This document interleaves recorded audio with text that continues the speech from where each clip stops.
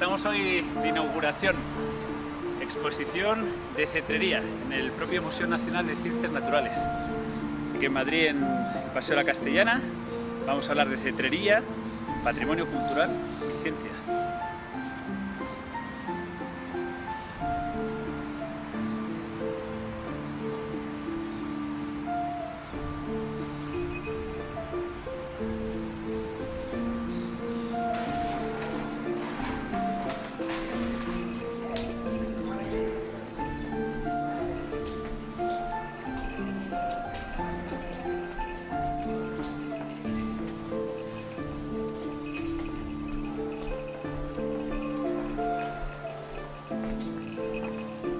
La exposición la hemos organizado en la sala de exposiciones temporales del museo.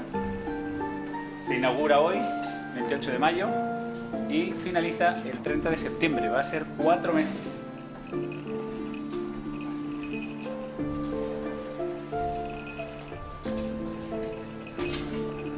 Aquí tenemos el cartel que da entrada a la exposición Cetrería, Patrimonio Cultural y Ciencia. Y hoy tenemos la suerte, el privilegio de tener al único oficial capirotero, artesano capirotero que tenemos en España, Adolfo Ruiz, que en este momento está confeccionando una caperuza. Antes ha estado muy atento, atendiendo todas las preguntas de los asistentes y explicando todos los elementos que componen el material de un buen capirotero.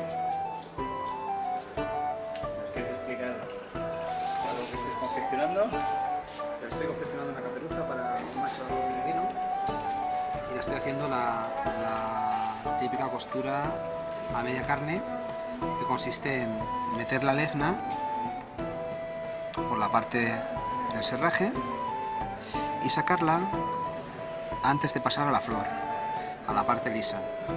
Eso es para evitar que luego, cuando el ave se rasque, pueda cortar el hilo.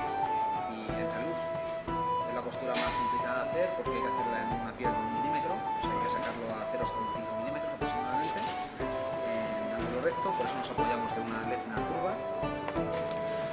Y bueno, coseremos las bóvedas, ajustaremos el collarín, pondremos cerraderos y al final el efecto sería pues una caperuza similar a esta, la cual pues tirando de los cerraderos cerramos y ajustamos en el cuello y tirando de las tiras que llevan este botoncito conseguimos abrirla. Y bueno, es un elemento fundamental para la cetrería, puesto que permite que las aves estén tranquilas y puedan ser manejadas con cierta tranquilidad, con cierta docilidad en situaciones de estrés. Muchas gracias. Entramos en la exposición. En la entrada tenemos el folleto de la propia exposición, información del concurso escolar nacional de la cetrería española vista por los niños, que ha sido financiado por el Ministerio de Educación, Cultura y Deporte. Los premios de las obras, se han presentado cientos de obras, vamos a darlos aquí dentro del Museo Nacional de Ciencias Naturales el 6 de junio. También hay un cuadernillo informativo de qué es la cetrería. Se ha repartido a los escolares que han ido participando. Y como han sobrado ejemplares, pues aquí están para que queden a disposición del público. Es información muy general, pero muy interesante o muy buena para que se conozca de primera vista qué es la cetrería. Y luego una serie de postales que hemos editado pues para agradecer la participación de cada uno de los niños que han entrado en el concurso. La exposición tiene 3 módulos. Iniciamos con una presentación, un panel donde exponemos los más de 4.000 años que tiene la cetrería de historia. Ha sido motivo de inspiración de científicos, de naturalistas y, sin embargo, bajo mi punto de vista y el de muchos cetreros, la sociedad está en deuda con la cetrería. No siempre hemos sido bien entendidos y el Museo Nacional de Ciencias Naturales nos brinda la oportunidad demostrar a la ciudadanía por qué es tan importante la cetrería en la historia española, la cetrería en la conservación de las especies en España y en el patrimonio cultural. El primer módulo, ¿qué es la cetrería?, lo iniciamos exponiendo su definición, haciendo explícito que es un arte de caza, no es un arte de mantenimiento de aves de presa. No hablamos de entrenar aves para hacer exhibiciones de vuelo o hacer campeonatos a la captura de palomas o a mercados medievales. No tiene nada que ver con todo esto, sino que es la caza del individuo que vive libre en su medio natural. Tenemos un cuadro maravilloso con las especies que hay de Azor, pintado por José Ignacio Muriel. E iniciamos con alguna obra, en este caso el dios Horus. Este está en el British Museum, es muy antiguo, 6 siglos antes de Cristo. Una cabeza de halcón, una obra de Lucio Relaño en bronce, y unos araños y también corseletes de lazos, exponiendo que antiguamente, e incluso todavía en algún país, la cetrería se basaba de la captura de animales silvestres para poder practicarla. Tenemos una serie de especies naturalizadas, como puede ser un cerrícalo vulgar, 2 esmerejones, debajo vemos una hembra de Azor, un halcón joven y un halcón peregrino adulto, un águila real y un pequeño repaso a las especies que podemos cazar con nuestras aves, como pueden ser acuáticas, una pareja de azulones, una cerceta, aunque ya sabemos que son palabras mayores, perdiz, la perdiz roja, que tan buenos halcones altaneros ha hecho a lo largo de la historia, codornices y también liebres o conejos. Hablando de la historia de la cetrería, nos encontramos con el pueblo kazajo, los mongoles, que mantienen esta tradición desde hace ya miles de años, pasando de generación en generación el conocimiento, el manejo de las aves de presa. Tuve la suerte de convivir un tiempo con ellos y poder traerme parte de su equipamiento cetrero. Podemos ver el baldac, que es la horquilla de madera que se sujeta en la silla del caballo, donde después en esa comba de piel apoya o descansa el brazo que porta el águila, unas pihuelas, unas caperuzas. Vemos un Corán, este Corán es del siglo XVI y nos muestra, como en todos los Coranes, el Ayora, la Sura, donde se expone que la práctica de la cetrería es buena para el hombre. A continuación tenemos las cantigas de Alfonso X el Sabio. Es una obra muy importante en España e incluso en el medievo internacional, puesto que está mostrando las costumbres del hombre en el medievo, hablamos del siglo XIII, en todas las facetas imaginables. Y en una de las cantigas, en realidad en 7, pero en una de ellas tenemos la primera muestra del empleo del perro para hacer la muestra a la caza.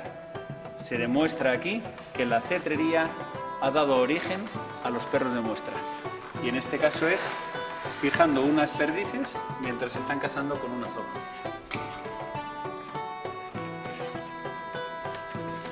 Un capitel encima, este está en una iglesia en Asturias, en la iglesia de San Pedro de Villanueva del siglo XIII, donde aparece representado el rey Fabila, el segundo rey que tuvo España, despidiéndose de su pareja porque se va de partida de caza con su azor.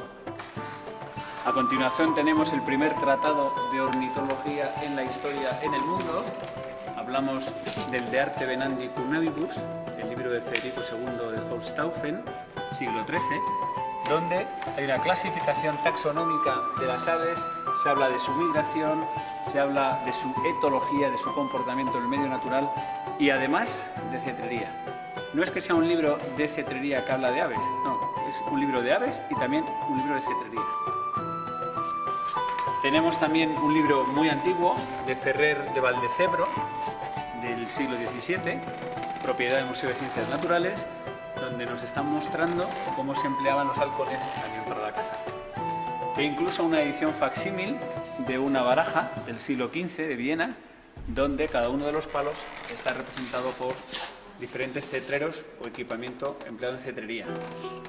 La lámina original de los póster famosos ya de Licona, pintados por Serra, un facsímil de la obra de los fueros de Sepúlveda. El fuero extenso de Sepúlveda marcaba en el siglo XIV la normativa que tenían que presentar o que cumplir, mejor dicho, todos los ciudadanos entonces, y nos habla de la protección de los bosques, la protección de las aves de presa. Tenemos también un libro bastante significativo escrito por el doctor Bernis, Francisco Bernis, en el cual nos expone cómo el nombre de los pájaros o de gran parte de los pájaros que hay en España los ponen por primera vez los cetreros, con lo cual son los primeros ornitólogos, los primeros en conocer y dar nombre, identificar a las aves en España. A continuación estamos viendo el equipamiento empleado en cetrería, desde los guantes, diferentes tipos de guantes en función del lugar donde se emplean.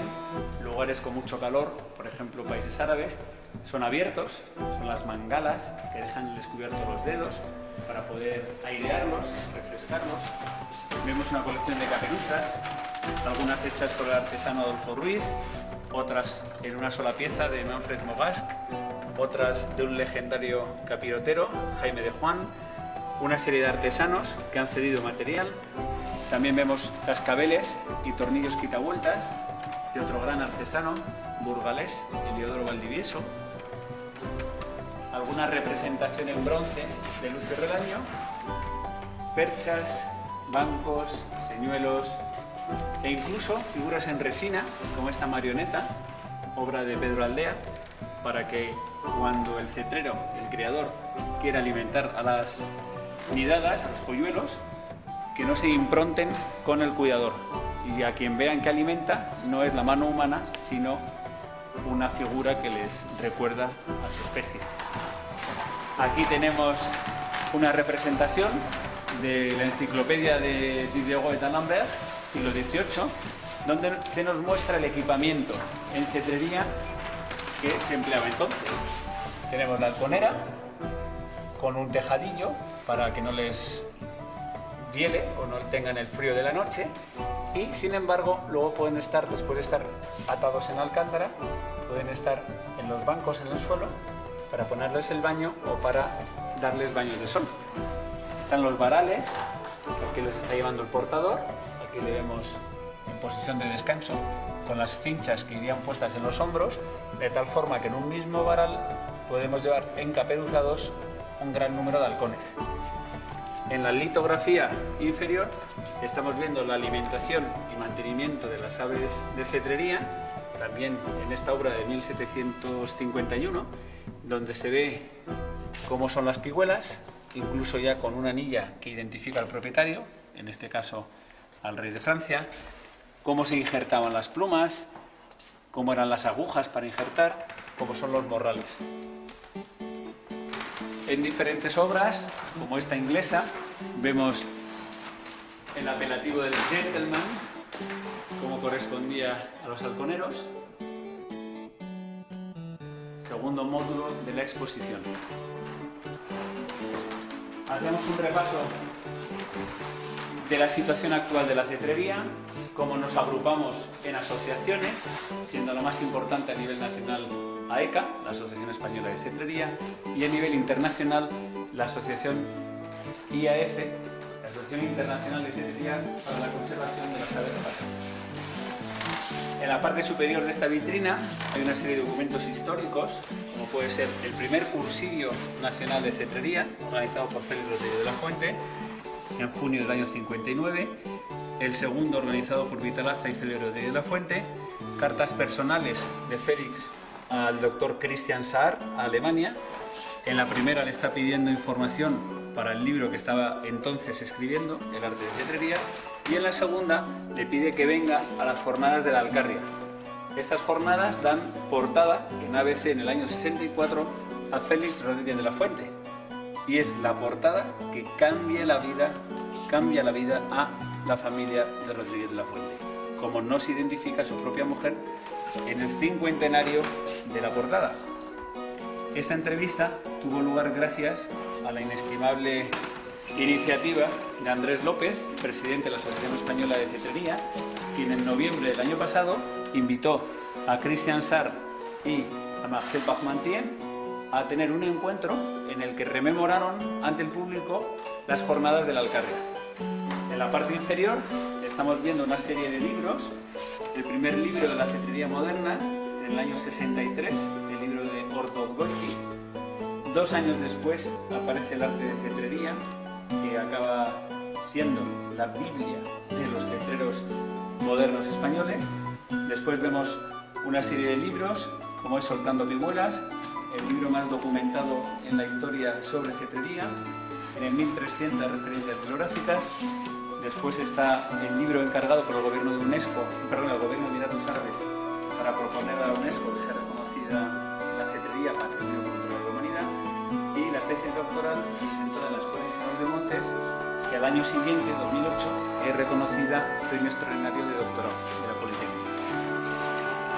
En este diorama vemos una pareja de halcones peregrinos, un adulto posado en la peña, un joven que han capturado una paloma torcaz.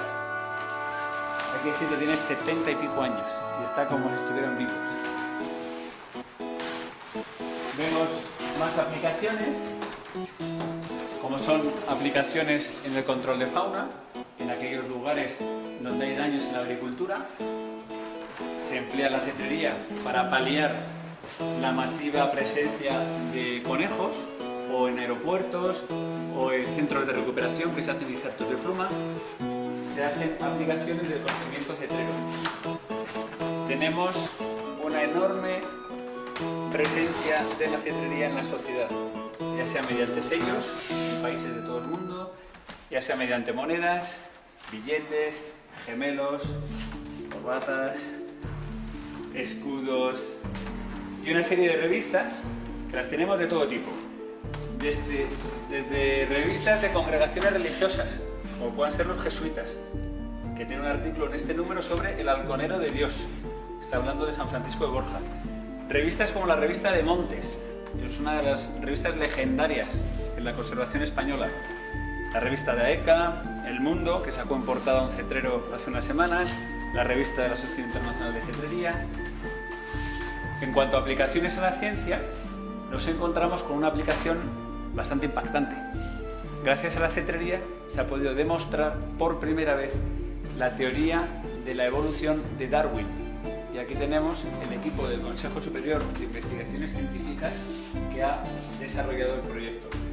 Ha consistido en ir a un vertedero en Mallorca, repleto de gaviotas, y han participado un cetrero con una consacre o con un Harris, por otra parte un escopetero, no le llamaremos cazador porque no estaba cazando sino que estaba matando gaviotas, y en tercer lugar un veterinario, liderados por la coordinadora Meritxell Guenovar, que ha demostrado que los halcones seleccionan la presa. Los halcones, al igual que todo el resto de los seres vivos, buscamos un resultado con el mínimo esfuerzo. En este caso, habiendo un enorme abanico de posibilidades de cazar gaviotas, en 1/10 de segundo, cada halcón o cada Harris ha sabido identificar cuál de todos los individuos era el más mermado en facultades. Y una vez se ha hecho una necropsia del animal muerto capturado por el ave de presa y de los 40 o 50 ejemplares matados por la escopeta, se ha visto que la caza con ave de presa es selectiva y la caza con escopeta no es nada selectiva. Otra aplicación social son los campamentos, los grupos de trabajo en educación ambiental, como pueda ser la línea desarrollada por Avium o por el grupo Aviar, incluso en el campamento Adaja, que se convive con aves de presa, de forma que se sensibiliza a la comunidad infantil, consiguiendo dos objetivos. El primero, y muy importante, es garantizar hacia el futuro que tenemos nuevas generaciones que van a proteger el medio ambiente. Y el segundo resultado de consecuencia, que es más inmediato, es llegar a la mente y al corazón quizá también, pero a la mente de los padres de los niños. Intentar convencer a un adulto es muy difícil. Es menos difícil cuando vamos a través del vehículo que constituye su propio hijo, que nos hace de prescriptor, nos hace entrar en el hogar, nos hace que el padre o madre esté receptiva a nuestro mensaje. Pero bueno, lo importante es el futuro.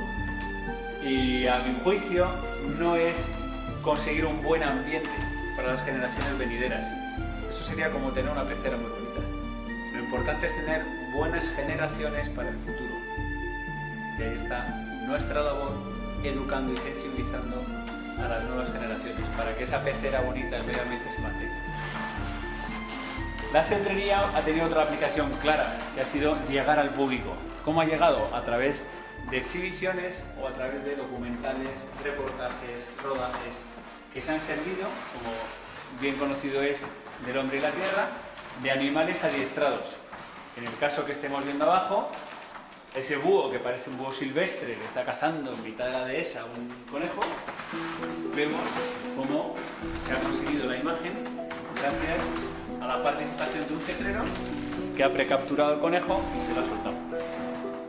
En cuanto a la creatividad e inspiración, estamos viendo cómo ha dado un ingenio, cómo ha dado una inspiración incluso a los editores.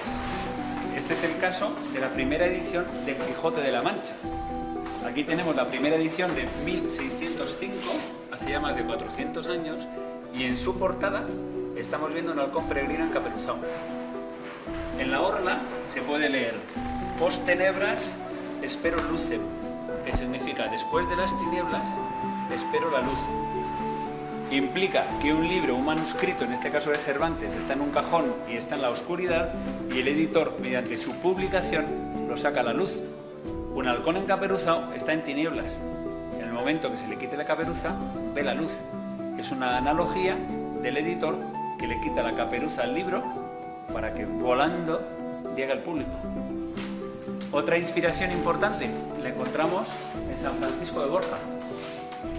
Aquí está representado una magnífica ilustración, un óleo de Fernando López Herencia, y este buen señor, que vivió en el siglo XVI, por iniciativa del Real Gremio de Halconeros, ha sido identificado, reconocido por el propio Papa Francisco como el santo patrón de la cetrería española. Con este motivo, cada 3 de octubre podemos ver una ofrenda en la propia iglesia donde están los restos de San Francisco de Borja, donde se mostró esta oración presentada por los cetreros españoles a San Francisco de Borja en un pergamino. Está en caligrafía antigua, realizado por el artesano Vicente Pascual Francés, y cada 3 de octubre nos acercamos a esta iglesia con la oración, con nuestros halcones, a realizar una ofrenda al Santo Patrón. En cuanto al arte, la cetrería de por sí ya es un arte, pero ha dado pie a ser el modelo o el motivo, mejor dicho, de muchos artistas, como pueden ser escultores. Desde el siglo XII, XIII, XIV podemos ver en España, incluso antes, capiteles románicos, como este que estamos viendo en la iglesia de San Pedro de Advíncula, Pedro Rubio, en el municipio de Sepúlveda, término municipal de Sepúlveda, y está halconero. También vemos una serie de bronces realizados por Lucio Relaño, como puede ser un halcón gerifalte, un peregrino en su banco, un azor, está la verdad que francamente bien hecho, un portador de halcones, un halconero medieval, una cesta con halcones, un halconero árabe, un hombre lanzando, Gerald Richards lanzando un halcón ya en el puño con sus cascabeles y su caperuza, y por último un gerifalte. Y también en la vitrina podemos observar un foulard realizado por Fernando López Herencia con un azor y con una caperuza, un par de cascabeles y una pluma de faisán y otra de perdiz. Incluso un huevo de emú que tiene representado un halcón peregrino. Otra muestra del arte la encontramos con este joven emiratí que está descansando en el desierto de Abu Dhabi después de haber estado volando su halcón. Y después de este módulo ya pasamos a las aportaciones a la ciencia. Y aquí es importante identificar que el colectivo cetrero lleva miles de años aportando conocimiento a la ciencia. El propio José Antonio Valverde, profesor del CSIC, fundador de Doñana, se identifica él mismo como el padre de la cetrería moderna actual, dado que fue quien inicia a la cetrería a Félix Rodríguez de la Fuente. En su propia biografía nos identifica que Félix así se lo reconocía en privado. El caso es que tenemos a Félix Rodríguez de la Fuente como, bajo mi punto de vista, el padre de la cetrería moderna española. Una cosa es que el inicio fuera Antonio Valverde y otra que quien la ha desarrollado, quien la ha transmitido, quien la ha investigado, quien ha sido una autoridad internacional en cetrería ha sido Félix. En este panel, que a mí me parece muy significativo, he querido mostrar cómo los cetreros, desde ya tiempos medievales, estamos alertas a la conservación de las aves de presa.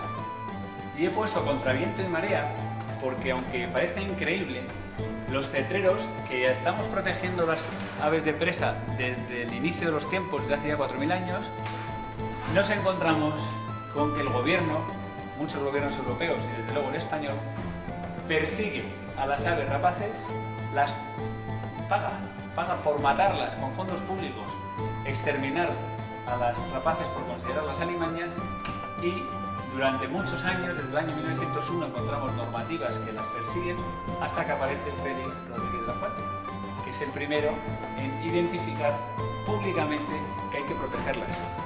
Aún así, pasan los años y nos prohíbe la administración el ejercicio de la cetrería.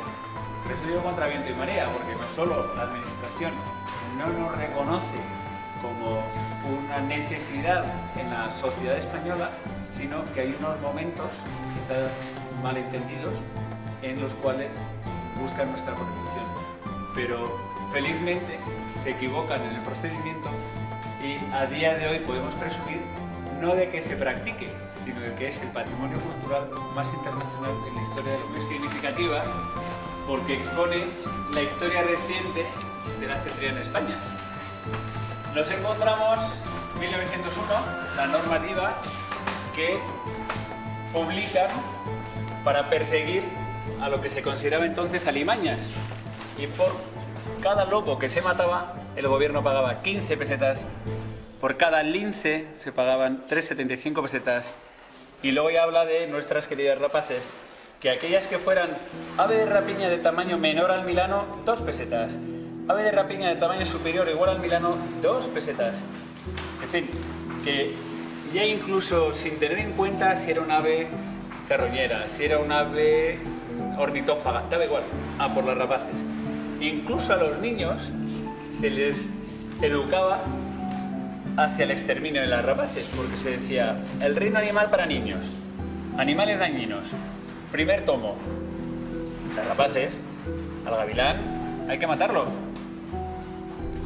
E incluso personalidades de la sociedad de entonces, como pudiera ser el duque de Medinaceli, publica libros sobre las aves de rapiña y su caza, o encontramos artículos o también libros de otros autores como España Payá, titulado La caza de rapaces con búho, y nos encontramos aquí pues al milano recién matado con la escopeta del escopetero entonces.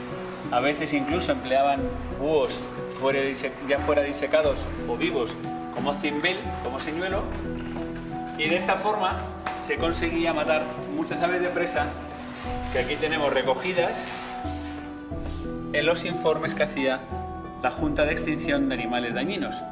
Y encontramos, por ejemplo, en el año 58, según fuera el municipio, la provincia de la Junta correspondiente, en cuanto a las aves, pues podemos ver el número de milanos, el número de halcones que eran matados y pagados.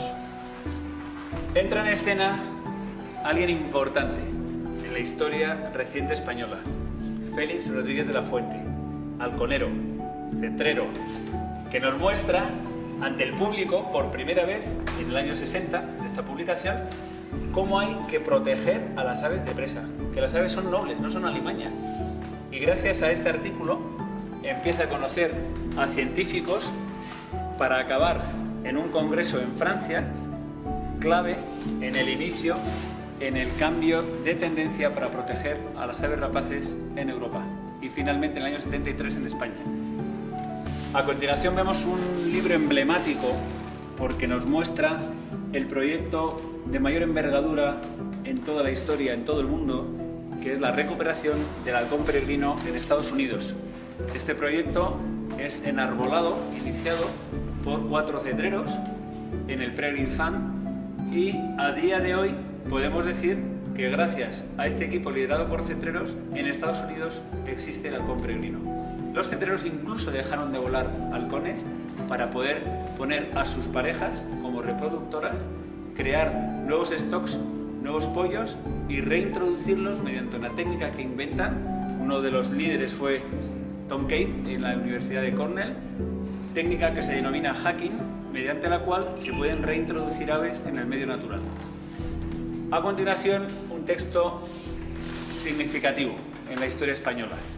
Está firmado por José Antonio Valverde, profesor del CSIC, fundador de Doñana, y está prologando una obra, la obra Azor, Dios lo hizo eterno, escrita por un gran cetrero español como es Diego Pareja Obregón de los Reyes. Y en este prólogo hay un párrafo que no tiene desperdicio, en el cual José Antonio Valverde está mostrando por qué los cetreros son necesarios para la sociedad. Porque gracias a ellos se protegen las aves rapaces, gracias a ellos se conocen las aves de presa. Que esto lo diga un cetrero, pues es muy fácil, pero que lo diga un científico de la talla Valverde ya tiene más peso. En este panel hemos querido mostrar cómo entendemos la cetrería. La cetrería la entendemos como un arte de caza que ha de ser llevado con una ética que suscribe AECA, en la cual hay que atender al menos 5 puntos. 1, la reflexión del candidato, del aficionado, antes de tener una ave de presa. La segunda, la relación del cetrero con sus aves, que implica qué infraestructura es necesaria. La tercera, la caza. Si no hay caza, no hay que hacerse con un ave de presa. El tener caza implica un coto, un vehículo, un tiempo, una disponibilidad, y es bueno valorarlo antes. En cuarto lugar, la relación del cetrero con terceras personas, propietarios de fincas, sociedades o asociaciones de cetreros, personas que no estén a favor de la cetrería. Y en último lugar, el cetrero y la ley. Hay una serie de normativas que hay que cumplir y además son diferentes en cada una de las comunidades autónomas, lo cual es muy importante conocerlas para poder cumplirlas.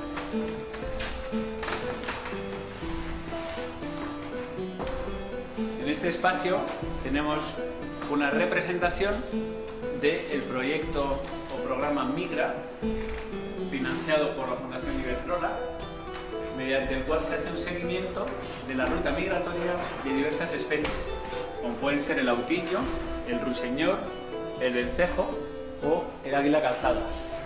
Para hacer este seguimiento a estas aves se les pone un emisor de un tamaño francamente pequeño, de forma que no les impida volar como pudieran volar sin el emisor, que no afecte a la funcionalidad en el vuelo, y así hay un registro online, incluso vía satélite, de la línea, de la trayectoria que sigue cada una de estas especies en sus rutas migratorias. Es una muy buena muestra del compromiso de la Fundación Iberdrola en el mantenimiento de la biodiversidad. Podemos ver también un documental sobre la migración de las aves realizado por SEO BirdLife, la asociación señera a nivel nacional e incluso ya internacional en la conservación de las aves rapaces, de las aves insectívoras, de todas las aves que tenemos en España. Aquí hay representadas 2 especies más realizadas por Benedito. Son dos dioramas muy antiguos. El primero corresponde a una pareja de algotanes, en este caso con una lavandera, y el segundo a una pareja de gavilanes, que hay que decir que es una de las especies, y no la especie más difícil de manejar en la cetrería española.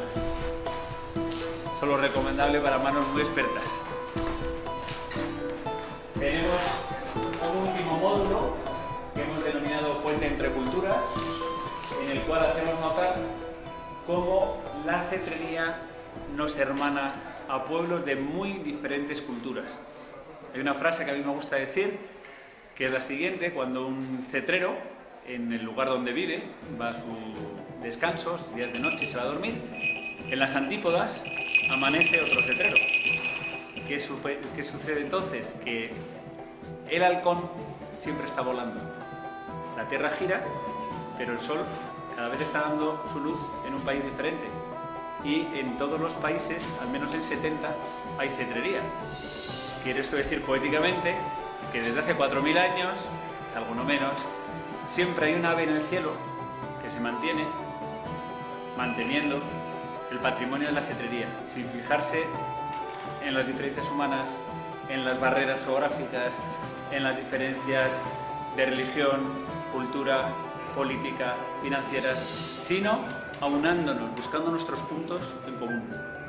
Está el expediente presentado a la UNESCO en el año 2010, año en el que España entra junto con Bélgica, República Checa, Francia, Corea, Mongolia, Marruecos, Qatar, Arabia Saudita y, por supuesto, Emiratos Árabes Unidos, entran, como digo, en la lista de bienes declarados como patrimonio cultural inmaterial de la humanidad.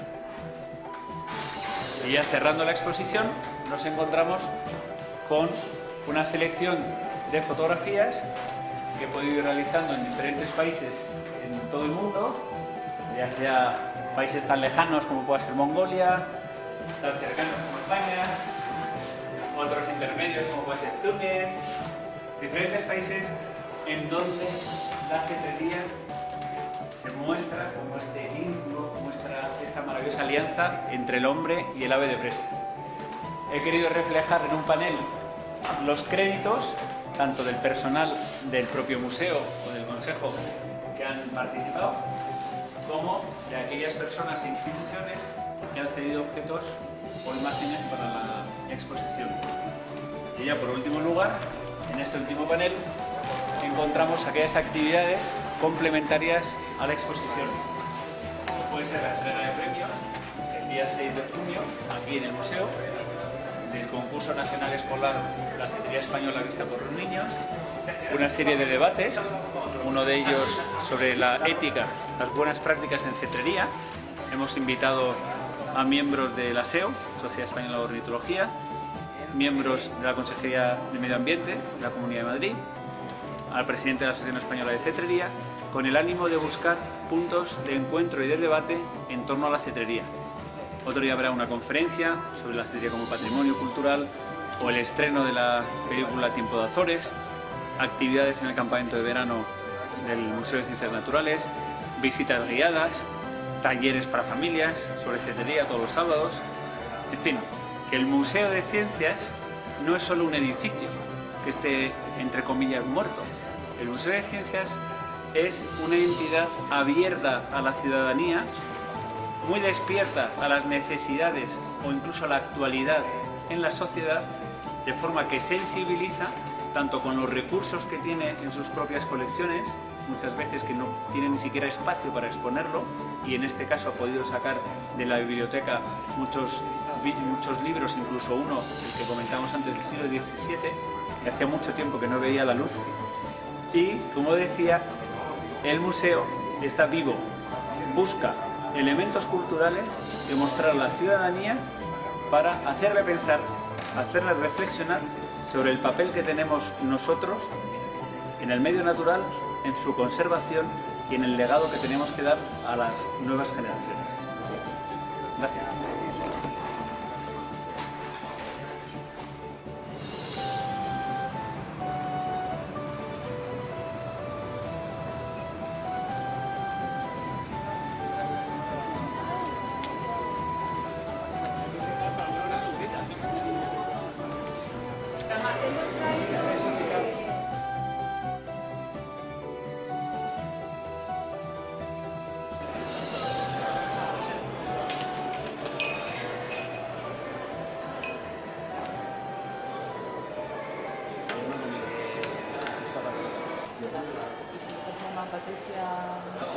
Es muy buen amigo y es el que me dio entrada en Cepsa.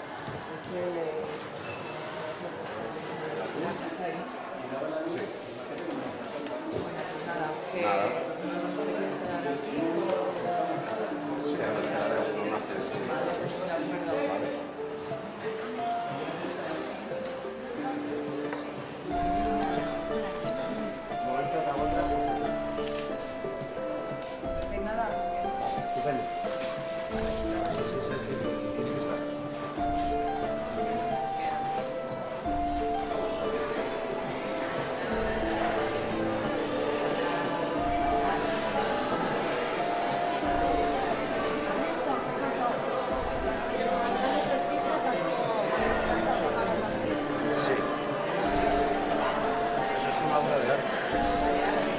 Es un oficio que tiene 1000 años de antigüedad. ¿Sí? Porque ha sido siempre...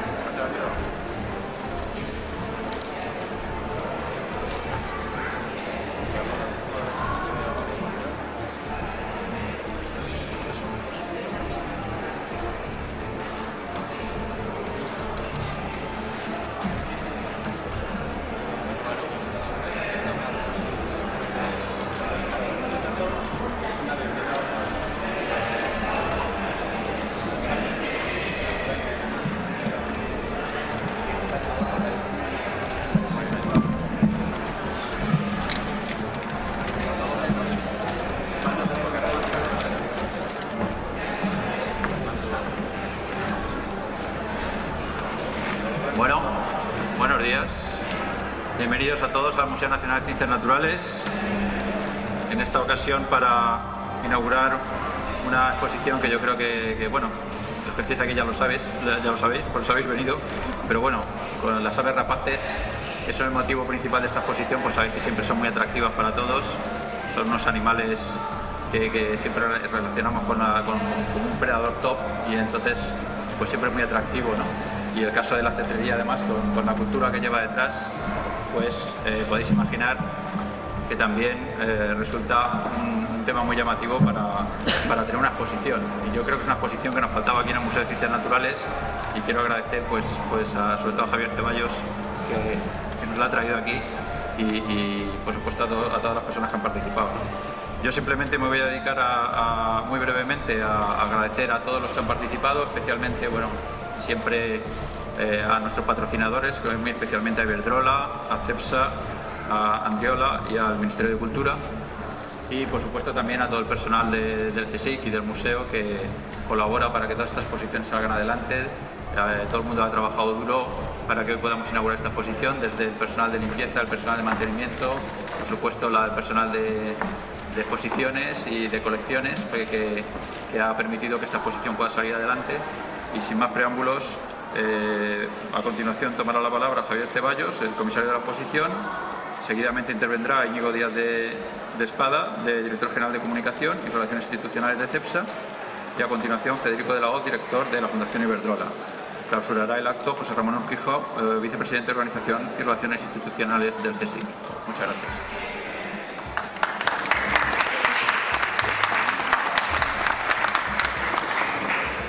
Buenos días a todos y muchas gracias por venir. Quiero dar las gracias especialmente al Museo de Ciencias Naturales, al CSIC, por abrirnos la puerta, abrir la puerta de un lugar tan relevante como es el Museo Nacional de Ciencias Naturales. Hoy es un día grande para la cetrería, un día en el que la ciudadanía va a poder conocer de cerca por qué es un patrimonio cultural inmaterial, por qué desde hace más de 4000 años el hombre se enamora de las aves de presa, encuentra la dimensión vertical, aprende a volar entre las plumas de sus aves, empieza a entender el medio ambiente ya no solo como un humano, sino como un animal, como alguien que se integra en el ciclo vital, diario de la subsistencia en cada ecosistema. Y quiero dar las gracias a todas las entidades que han apoyado, que han respaldado, que no se han quedado en sus negocios en meramente intentar conseguir el beneficio, que está muy bien para una empresa, sino que tiene una responsabilidad detrás de la sociedad, la cultura, el innovar, el estar buscando dónde pueden sensibilizar a los humanos sobre el medio ambiente. Y ahí la Fundación Iberdrola ha dado un paso valiente, siendo la primera entidad en apoyarnos. CEPSA también ha dado un respaldo importante, la Secretaría de Estado de Cultura, que también apoya el expediente internacional ante la UNESCO. A día de hoy, la cetrería es el patrimonio más internacional en la historia de la UNESCO y continúa el número de países. Se van a integrar otros 5 el año que viene, en 2016. También Andriala, una empresa joven, fuerte, muy integrada en medio ambiente, que trabaja día a día innovando y a día de hoy posiblemente sea la empresa más fuerte en jardinería que tenemos en la Comunidad de Madrid. Y gracias, por supuesto, a todos los colaboradores, todos aquellos que mediante artesanía, como pueda ser Adolfo Ruiz, mediante facsímiles, como pueda ser Testimonio, compañía editorial que ha editado las cantigas de Alfonso X el Sabio, tenemos un ejemplar único en la exposición. Tenemos el de Arte Venandi Cunabibus, el primer libro de ornitología que se ha escrito en la historia, siglo XIII, lo podemos contemplar en la exposición. El Quijote, también gracias a Testimonio, en su primera edición tenemos la portada, que es un halcón encaperucado, no podía ser de otra forma. Hay muchos elementos culturales que a veces se nos escapan y nos están hablando por qué el hombre entabla esa alianza. A veces la cetrería se ha entendido o se ha conocido no de forma auténtica. Se ha conocido por sus derivados, se ha conocido por los mercados medievales, se ha conocido por las competiciones, se ha conocido por exhibiciones de vuelo, cuando eso no es cetrería. La cetrería es la caza. La caza, de salir al campo con un animal que está libre, que puedes cogerse y ir contigo o irse volando, que no puedes basar esa relación con el animal en la jerarquía, en el poder, en el castigo, sino que hay que entablar una alianza que te hace un gentleman. En inglés medieval, el término gentle significaba halcón peregrino, man, el hombre. El hombre que cuidaba al halcón peregrino era un gentleman. ¿Por qué? No porque fuera rico o porque fuera un aristócrata. En España un caballero era aquel que tenía un caballo. Si hoy en 2015 paseamos por una ciudad de Londres, o madrileña, y nos encontramos a alguien elegante, educado, con valores, decimos, usted es un gentleman o usted es un caballero. Porque ha sabido descubrir en su humanidad valores aprendidos de la cetrería, como pueda ser la humildad, como pueda ser el respeto, como pueda ser un compromiso de por vida que entablamos con el animal, y todo eso se consigue mediante la caza. Porque en la caza es donde tenemos que conseguir que animales que han nacido y evolucionado durante miles de años como especie, para conseguir escapar de sus depredadores, seamos nosotros capaces de entablar una alianza con un ave urbanita para que en las Olimpiadas de la Naturaleza, donde a diario están consiguiendo escapar de sus depredadores naturales, nosotros consigamos cazar. Y no buscamos hacer morral, no buscamos tener una gran cantidad de presas, no. Habría otros métodos más masivos de caza. Nosotros buscamos el lance, buscamos la belleza, la estética. Muchas veces regresamos a casa sin nada de caza, pero con el corazón lleno de emociones y de valores aprendidos.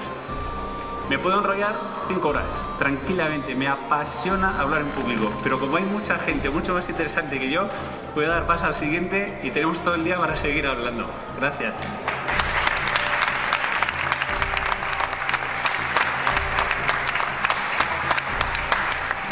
Bueno, hablar después de Javier, la verdad es que es muy difícil, muy complicado, voy a intentar resumir.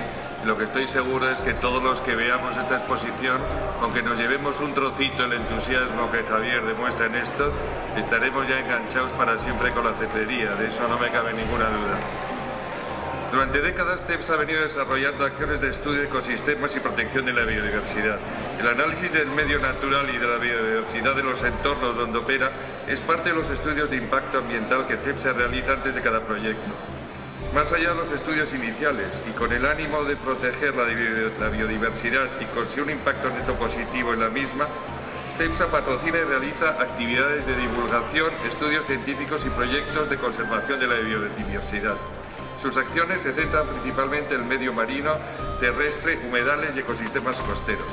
Así, algunos ejemplos destacables de nuestras iniciativas están en la Estación Ambiental Madrevieja de Cádiz, un espacio de 20 hectáreas propiedad de la compañía. Es un centro de investigación medioambiental que cuenta con diferentes líneas de trabajo y en él habitan más de 138 especies diferentes de aves, mamíferos, anfibios y reptiles.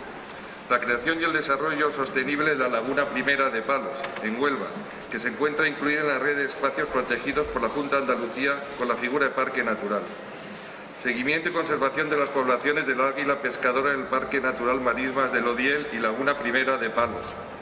Construcción de una plataforma para ubicar los nidos de águila pescadora en el paraje natural y reserva de la biosfera marina del Odiel. Conservación de las praderas de Posidonia oceánica en el litoral andaluz. Coordinación y realización de unidades didácticas para formadores dedicados a la educación ambiental con cetáceos en el campo de Gibraltar. Y como parte de nuestro apoyo, CEPSA apoya con gusto e ilusión el patrocinio de la exposición Cetrería, Patrimonio, Cultura y Ciencia. Se da la circunstancia que nuestro accionista único, IPIC, es un fondo del Estado de Abu Dhabi, uno de los 7 Emiratos Árabes Unidos que tan activamente han promovido que la UNESCO haya felizmente declarado la cetrería como Patrimonio Cultural Inmaterial de la Humanidad. Además, esta iniciativa de la UNESCO por la cetrería tiene una especial magia, pues aúna culturas y hermana pueblos. Es realmente sorprendente que países de muy diversa geografía y cultura apoyen decididamente la cetrería como Patrimonio Cultural Inmaterial de la Humanidad. Fue promovido inicialmente por Emiratos Árabes Unidos. En 1910 se han incorporado España, Mongolia, República de Corea, República Checa, Bélgica, Francia, Marruecos, Qatar, Arabia Saudita y Siria. En el 2012, Hungría y Austria. Y ya en este año, previsiblemente, lo hagan Kazajstán, Pakistán, Italia y Alemania. Fantástico. Felicito al Museo de Ciencias Naturales de Madrid por esta iniciativa y, por supuesto, a Javier Ceballos por su gran amor por la cetrería y poder transmitirlo como lo hace. Estoy convencido que esta exposición nos va a encantar a todos. Muchas gracias.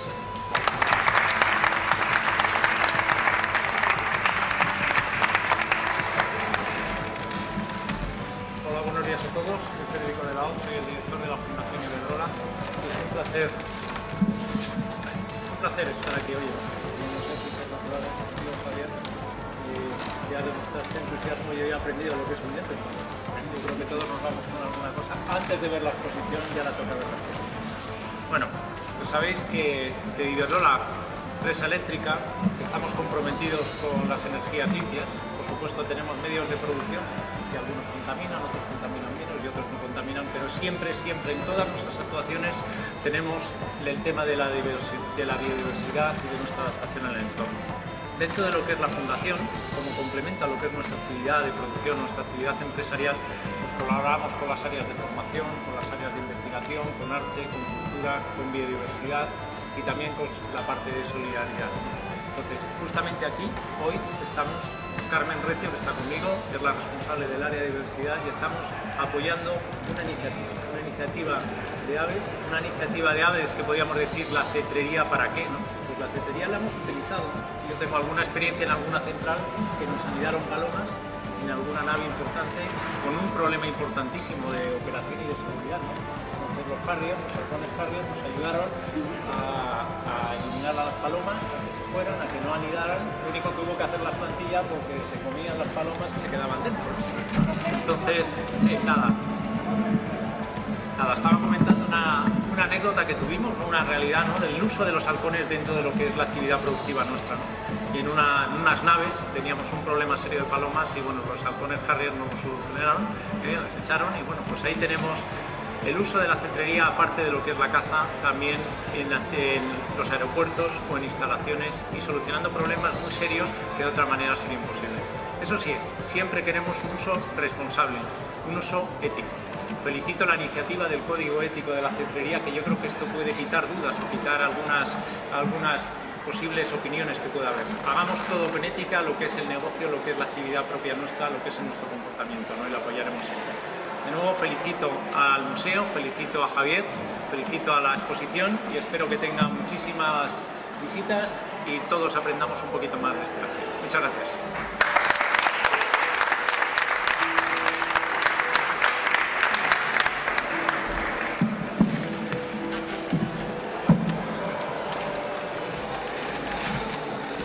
Buenos días a todos.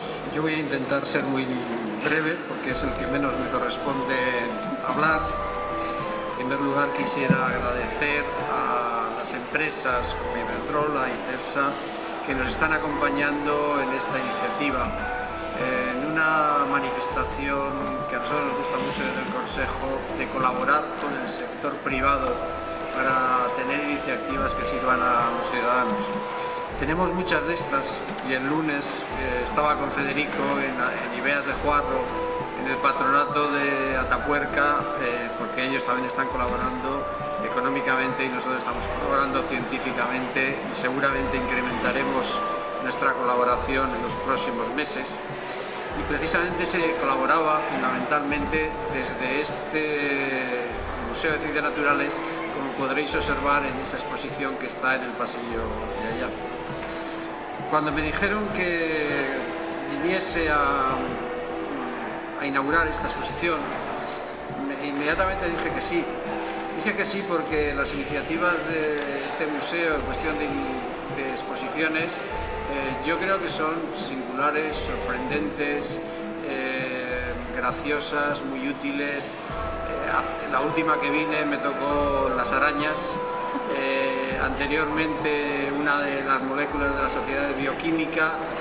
He estado en varias y cada una es diferente, cada una aporta muchas cosas y yo creo que la respuesta del museo ante esas necesidades sociales siempre es magnífica y yo creo que habría que ponerles un sobresaliente en ese campo. En el científico también, porque son un centro de mucho prestigio científico, pero en este campo, que es el que tiene más proyección social, yo creo que están cumpliendo su papel y en estos momentos de crisis han sabido hacer las cosas con los medios que tienen y colaborando con otras instituciones para que se puedan llevar adelante todos esos proyectos, por lo cual creo que la labor del director, que lleva un par de años de la dirección y de su equipo, es ciertamente encomiable. Yo, como soy historiador, cuando me hablaron del tema de la cetrería, enseguida lo enlacé con la Edad Media, con los manuscritos iluminados, los cuales se ven al rey con un ave de presa como símbolo del poder, entre otras cosas. En aquel tiempo formaba parte del ocio, de la diversión, pero era uno de los símbolos del poder, de la nobleza, de la realeza, etc., hasta el punto que prácticamente estaba vedado a otros mortales. Hay una disposición del Consejo de Castilla del 20 de enero de 1493 en que se prohíbe atacar los nidos de las aves de presa porque pueden eliminar posibles aves que puedan ser recolectadas por el rey para su diversión en la caza y demás. Entonces yo creo que eso, como nos contaba Ceballos, Javier, ahora ha cambiado notablemente. Ya no es un elemento de distinción, está mucho más democratizado, como ocurrió en el siglo XIX con otras muchas más cosas. Y yo creo que han sabido reconvertirlo en un elemento de defensa de la biodiversidad, de mantenimiento de las especies. Y yo me he quedado sorprendido esta mañana cuando, mirando en Google, me he encontrado el manual escrito por Javier y por Jorge Justribó, que está colgado en el Ministerio de Educación, Cultura y Deporte, el código ético de 4 páginas puntualizando las obligaciones, los deberes, el trato a los animales, la conciencia social, etcétera. Me ha sorprendido lo estructurado que está, podemos decir, el negocio, en el sentido de más de ocio que de negocio, y la responsabilidad que tienen asumida de defensa de la naturaleza, de defensa de los animales, frente a algunas críticas que se le pueden hacer de los que atacan actividades como la caza. Y leyendo todos esos documentos, yo insistiría en aquello que ha dicho también Javier antes, que yo creo que es una forma de entender la naturaleza presidida por un gran respeto por ella, y un profundo respeto también a las raíces históricas de la cetrería, entre las cuales se ha mantenido siempre un código de caballerosidad. Yo lo tenía escrito, pero me lo ha chafado, digamos, Javier cuando estaba hablando del gentleman como elemento de distinción de las personas que cultivan ese arte. Y desde luego yo creo que, no mencionan nadie directamente, aunque sí indirectamente, creo que en este proceso de reafirmación y de vuelta a la cetrería no se puede dejar de recordar a un personaje como Félix Rodríguez de la Fuente, que en aquellos documentales tan bonitos nos enseñó muchas cosas y que también lo introdujo, como ha mencionado Federico, en los aeropuertos para el cuidado de los aviones en los que viajamos y para que tengamos menos problemas y menos accidentes. Espero que se diviertan. Yo creo que nos vamos a divertir mucho viendo la exposición, vamos a aprender mucho. Yo estaba hablando antes con Javier, 5 minutos yo he aprendido ya un montón de cosas y espero que si me explica la exposición aprenda bastantes cosas más. Muchas gracias y que se diviertan viendo la exposición.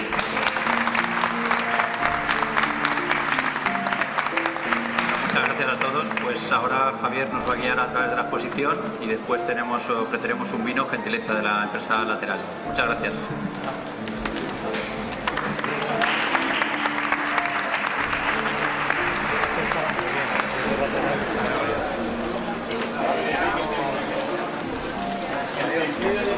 Exposición es antehorario. Aquí hay una presentación, una introducción de por qué nos apasiona la cetrería y explicar qué 3 módulos tiene la exposición. Uno primero, el concepto, que es la cetrería. El segundo, qué aplicaciones tiene la cetrería a la sociedad. Y el tercer y último módulo, qué aportaciones. Y las humanas hacen que la presa que está en el suelo levante volumen. Y el alcohol lo sabe. Entonces el alcohol sobrevuela el movimiento humano y por eso con el dato de la seda se expande mucho la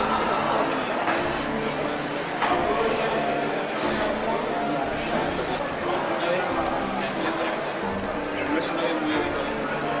Normalmente son alcoholes y azoles. En España, en los años 50, la portada del ABC que catapulta a Félix Rodríguez de la Fuente ante la sociedad. Ahora es el 50enario y hemos organizado con la Asociación Española de Cetrería unas jornadas paralelas a las que hubo entonces en la Alcarria.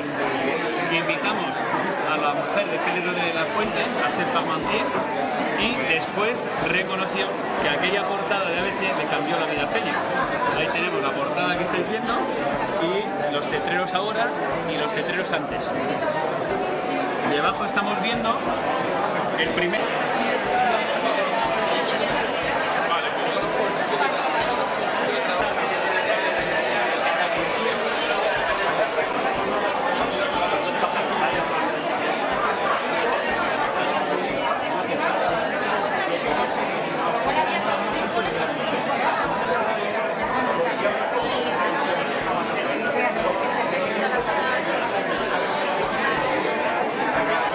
Y fueron 4 cetreros los que crean el Credit Infant, una organización muy importante de conservación en Estados Unidos y ahora a nivel mundial, dejan de practicar la cetrería.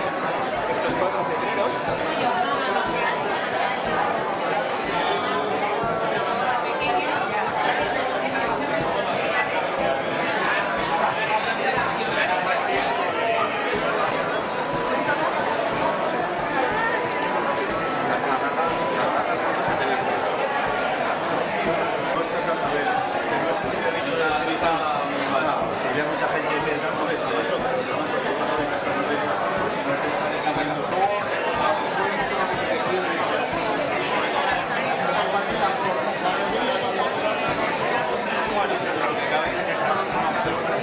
para el producto, que es la caza. Tienes que sacar la mejor versión del halcón. Y si el halcón es consciente de ello, dice, cazo más a gusto con Javier que solo, me quedo contigo. Y si ve que no, se va volando. Y yo puedo tener un sistema de seguimiento, ya puedo tener localizado a mi ave, que no quiere estar conmigo. Pero si... Buenas.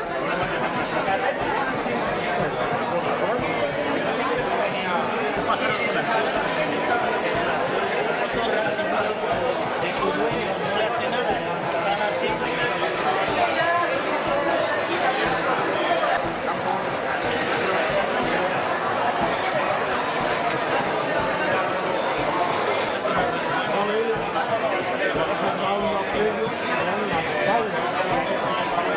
Abajo y que no diga esto, se va a cortar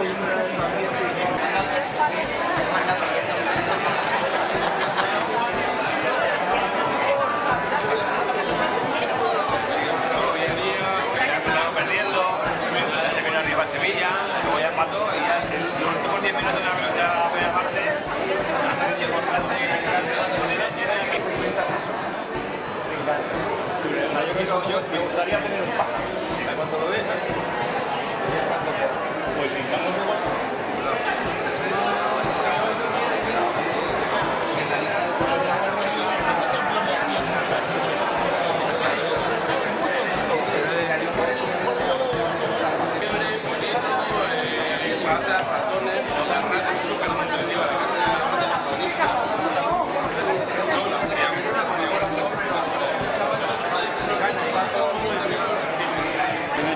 fueron los primeros, porque yo no había nacido, en dar nombre a las aves. Y ahí tenemos al profesor Bernis hablando en los nombres vernáculos de las aves, cómo proceden de los tetreros. Vemos cómo hay aportaciones.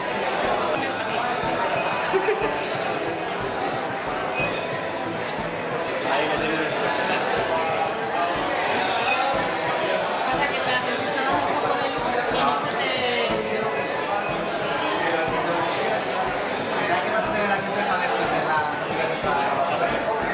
Apuntaros ya al museo. Tú entras en la página web del museo o tienes visita guiada y venga anticipada. Hay muchas actividades. El museo no es solo lo que veis. El museo es... Bueno, si es de aquí, no. Sí, sí. Bueno, muy bien. En el medievo se hablaba de linaje. Este es el azor ibérico. Es el más nervioso de todos los azores que hay. Vaya, parece que sí. Te estoy oyendo, ¿eh? No es troquelada, si sería troquelada no estaríamos aquí, estaría pidiendo comida por toda la zona. Esta lleva conmigo que No le gustan las cámaras. Eso lo que me...